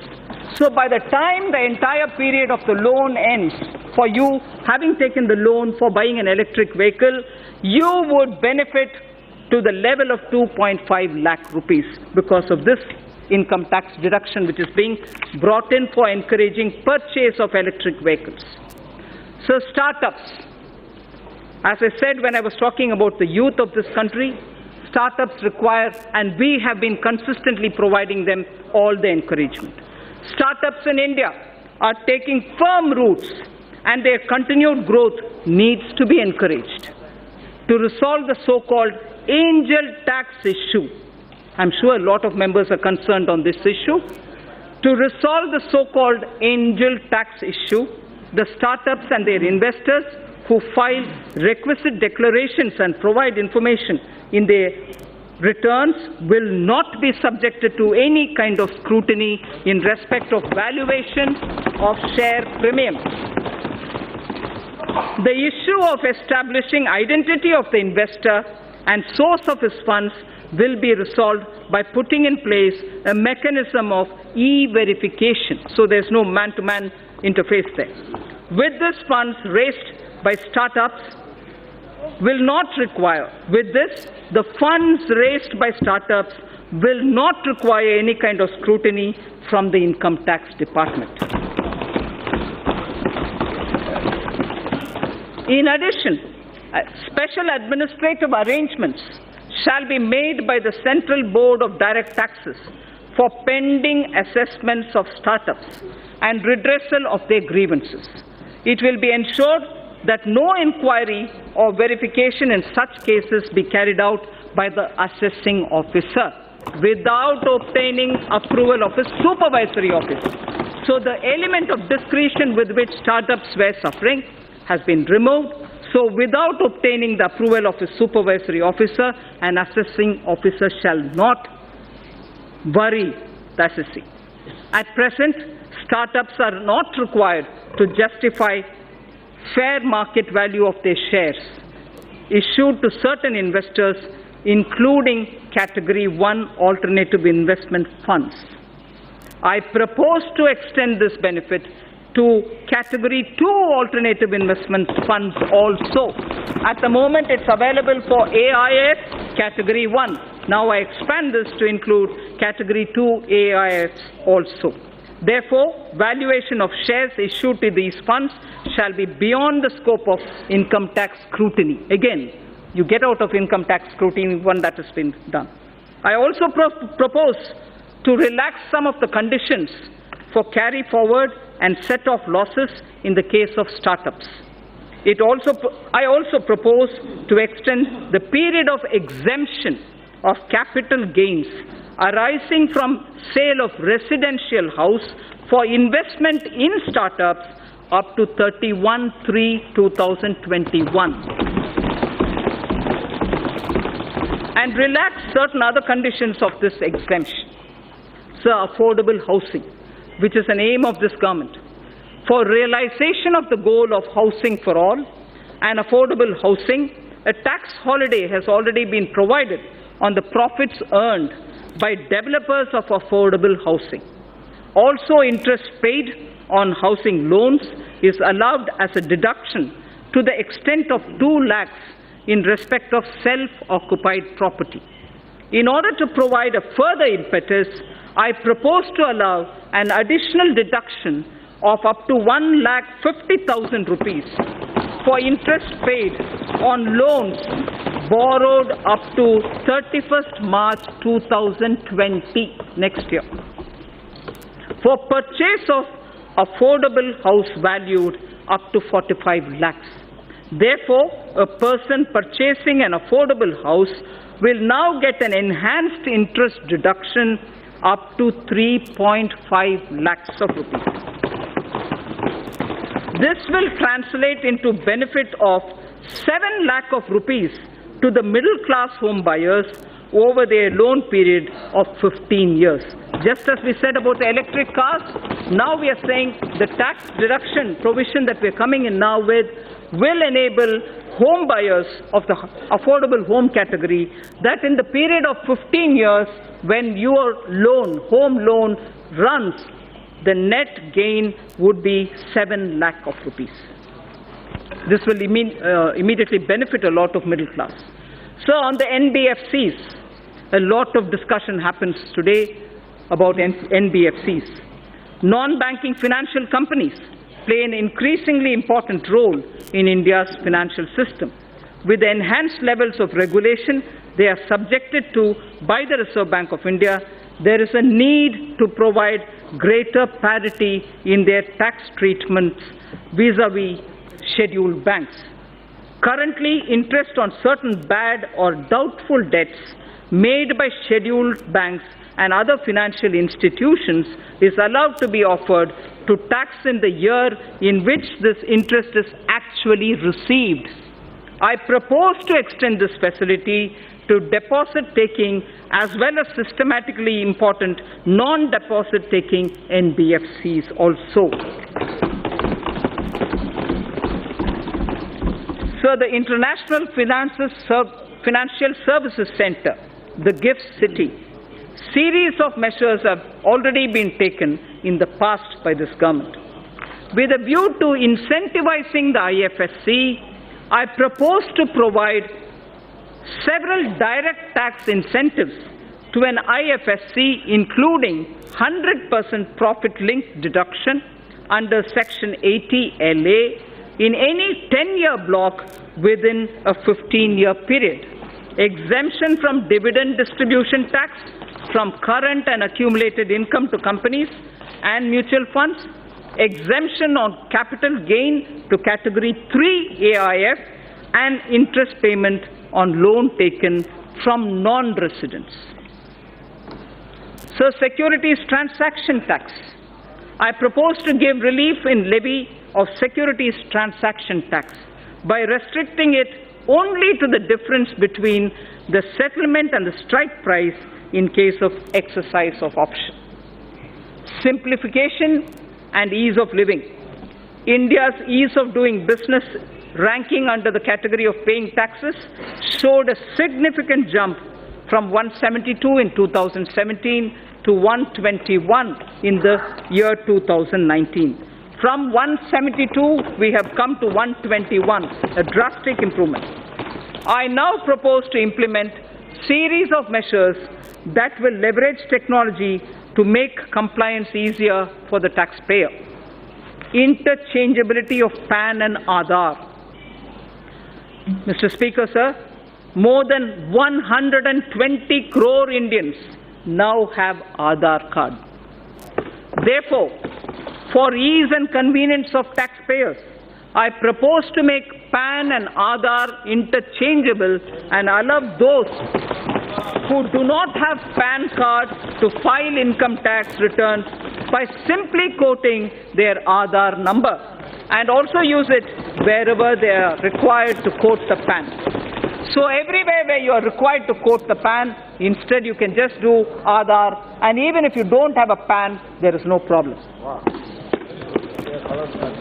So pre-filling of income tax returns. Pre-filled tax returns will be made available to taxpayers, which will contain details of salary income, capital gains from securities, bank interest and dividends, etc., and tax deductions also. Information regarding these incomes will be collected from the concerned sources such as banks, stock exchanges, mutual funds, EPFO, state registration departments, and so on. This will not only significantly reduce the time taken to file tax return, but will also encourage accuracy of reporting of income tax. So, faceless E-Assessment. This is a very important thing about which there's been a lot of discussion. Assessees should not face any kind of harassment. The existing system of scrutiny assessments in the income tax department involves a high level of personal interaction between the taxpayer and the department, which leads to certain undesirable practices and on the part of the tax officials. To eliminate such instances and to give shape to the vision of Honorable Prime Minister, a scheme of faceless assessment in electronic mode involving no human interface is being launched this year in a phased manner.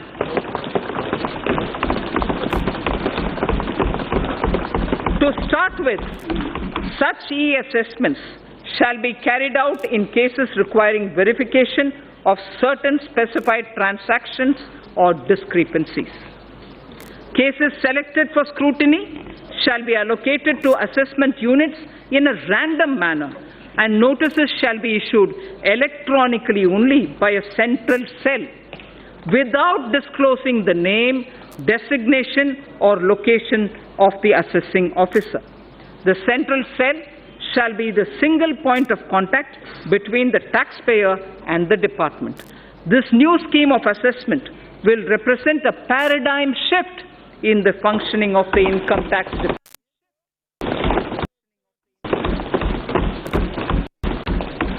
So on digital payments, our government has taken a number of initiatives in the recent past for the promotion of digital payments and less cash economy. To promote digital payments further, I propose to take a slew of measures to discourage the practice of making business payments in cash. To discourage the practice of making business payments in cash, I propose to levy TDS, tax deduction at source, of 2% on cash withdrawal exceeding 1 crore in a year from a bank account. I'll repeat this. To discourage the practice of making business payments in cash, I propose to levy TDS of 2% on cash withdrawal exceeding 1 crore in a year from a bank account. Further, there are low-cost digital modes of payment such as Beam UPI, UPI QR code, Aadhaar Pay, certain debit cards, NEFT, RTGS, etc., which can be used to promote less cash economy. I therefore propose that the business establishments with annual turnover of more than 50 crores shall offer such low-cost digital modes of payment to their customers, and no charges or merchant discount rates shall be imposed on customers as well as the merchants. No charges or merchant discount rates shall be imposed on customers as well as the merchants.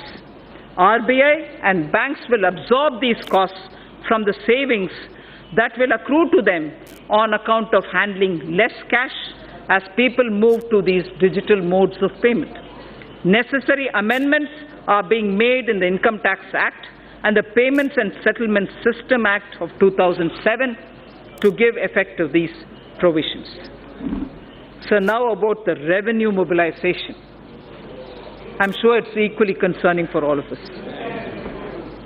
Mr. Speaker, sir, as I have started earlier, we have taken several measures in the past to alleviate the tax burden on small and medium income earners, as those having annual income up to 5 lakhs are not required to pay any income tax. We are thankful to the taxpayers who play a major role in nation building by paying their taxes. However, in view of the rising income levels, those in the highest income brackets need to contribute more to the nation's development.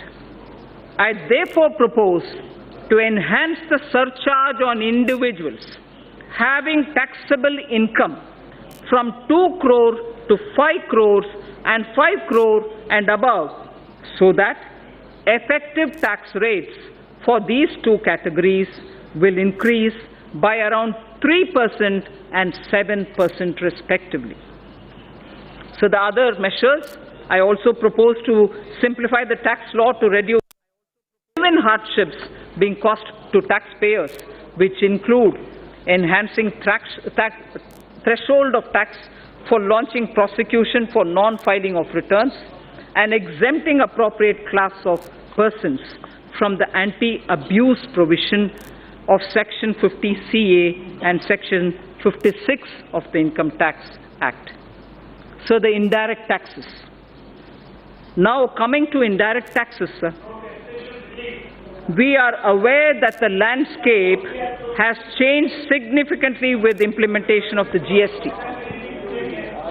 In every sense, this has been a monumental reform. In every sense, this has been a monumental reform, center and states coming together and agreeing to pool in their sovereign power of taxation for common good of the country was unprecedented. 17 taxes and 13 cesses became one tax. Multitude of rates instantly became 4.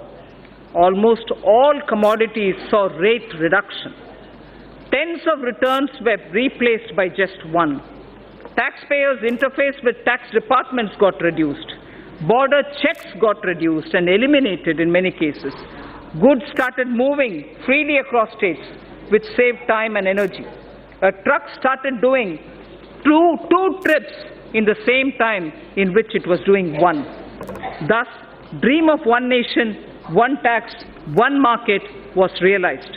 The GST Council deserves all the credit for this.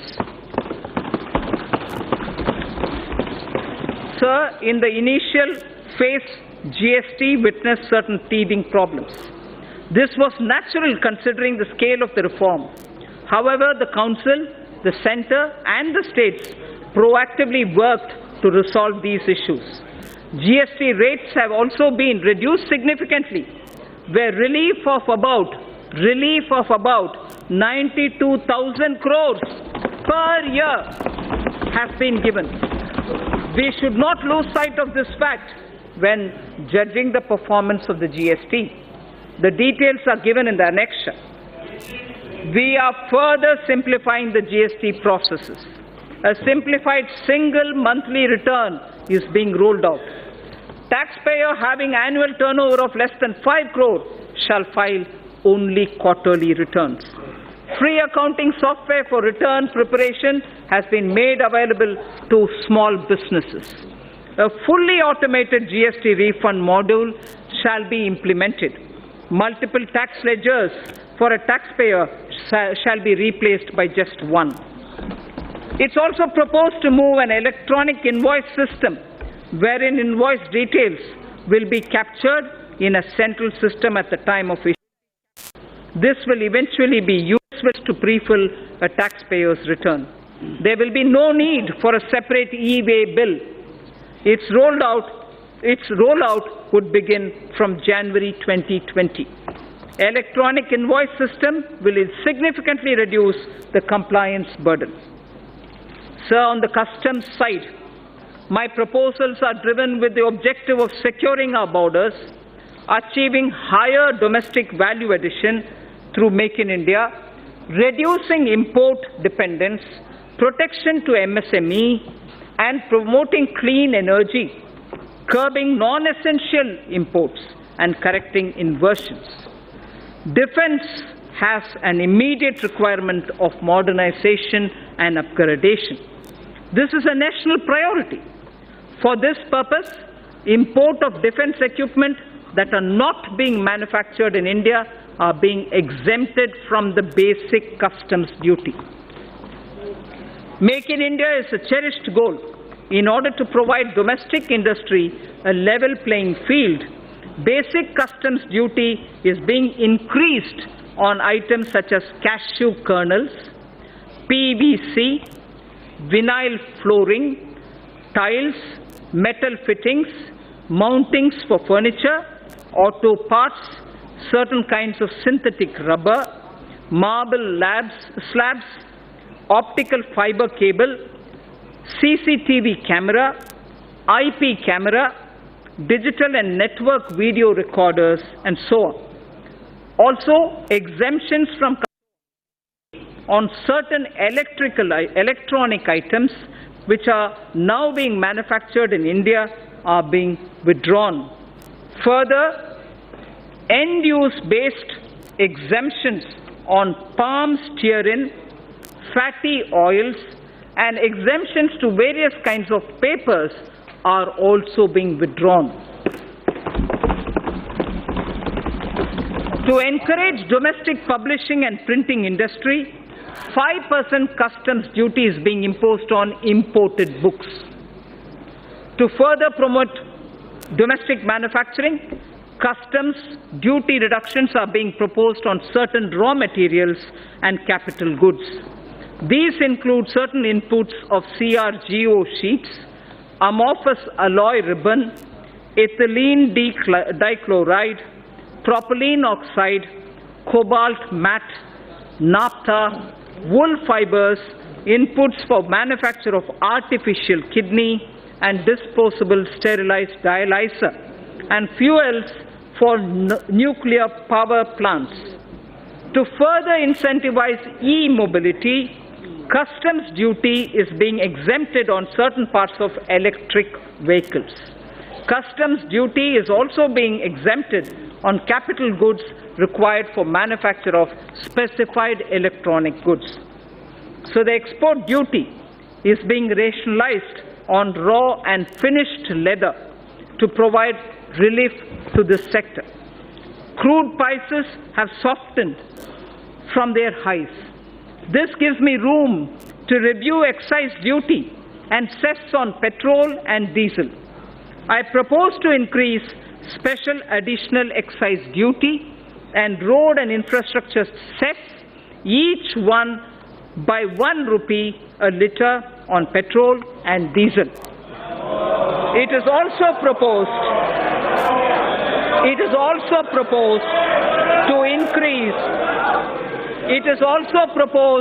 to increase custom duty on gold and metals from 10% to 12.5%. It is also proposed to increase custom duty on gold and other precious metals from 10 to 12.5%. Tobacco products and crude attract national calamity and contingent duty.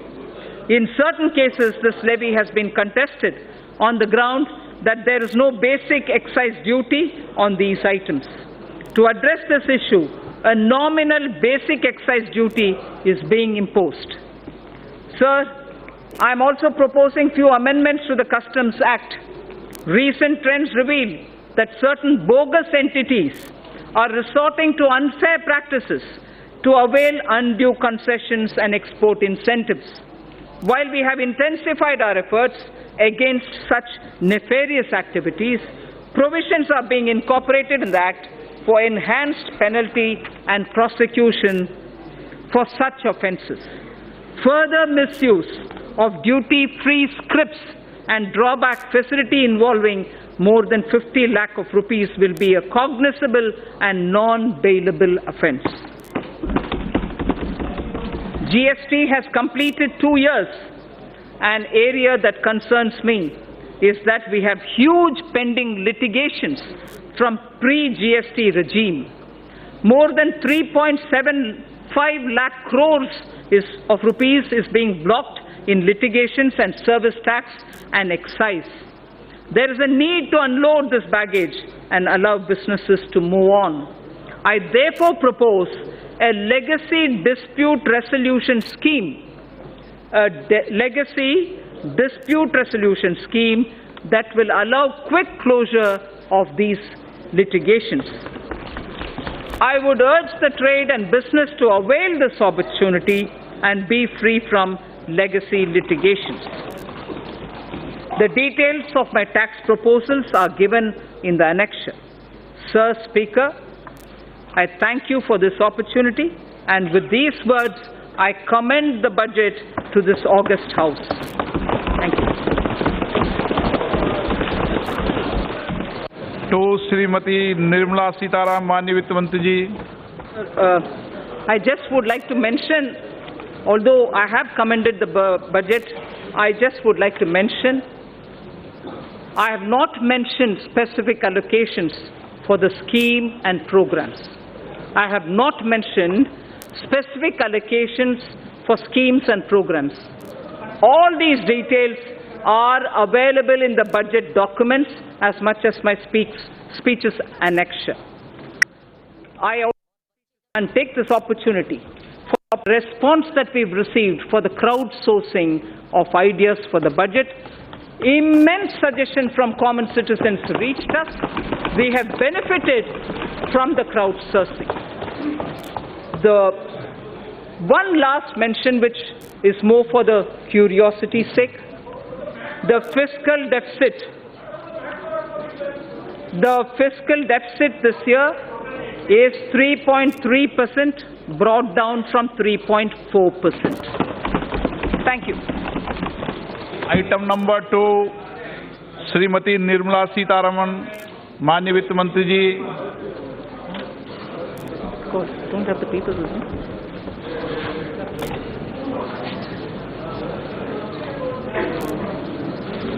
Sir, with your permission, I rise to lay on the table the statements regarding medium-term fiscal policy, fiscal policy statement, and the macroeconomic framework statement under Section 3, subsection 1 of the Fiscal Responsibility and Budget Management FRBM Act 2003. Item number 3. Sir, with your permission again, I rise to move for leave to introduce the Finance number 2 Bill 2019. प्रश्न ये है कि वित्त विधेयक को पुनर्स्थापित करने की अनुमति प्रदान की जाए। जो सदस्य इसके पक्ष में हाँ कहें, जो सदस्य इसके विरोध में ना कहें। मेरे विचार में निर्णय हाँ वालों के पक्ष में आए, हाँ वालों के पक्ष में आए, अनुमति प्रदान की जाती है। माननीय मंत्री जी, अब विधेयक को पुनर्स्थापित करें। Sir, I now introduce the bill. माननीय सदस्यों, मैं इस सभा की ओर से देश की पहली पूर्णकालिक महिला वित्त मंत्री जी को बजट पेश करने के लिए बहुत बहुत बधाई देता हूं, और मैं सभी माननीय सदस्यों को भी 2 घंटे 15 मिनट तक आपने जिस शांतिपूर्ण ढंग से सरकार के पहले बजट को सुना, उसके लिए भी आपको बहुत बहुत बधाई देता हूं। सभा की कार्रवाई सोमवार दिनांक 8 जुलाई 2019 को सुबह 11 बजे तक के लिए स्थगित की जाती है।